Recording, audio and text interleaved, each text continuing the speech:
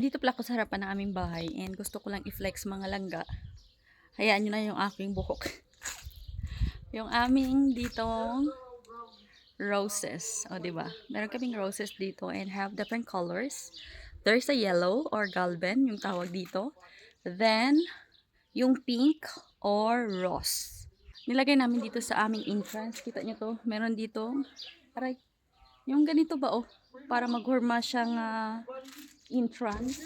Kailangan ko pa siyang i-fix para maglatay siya and maganda siya tingnan. And there's another color also of roses na nandito sa may harapan, which is this one. It's really, really beautiful. The color, bloom, very beautiful. Oh, diba? So pretty. Napakagandang kulay. Hindi pala kaming white. Yan yung white. Then, this is the small roses. Hindi pa siya nag-bloom kasi natatabunan siya dito. Yung para palang nag-aarko. Yung ganito niya, oh.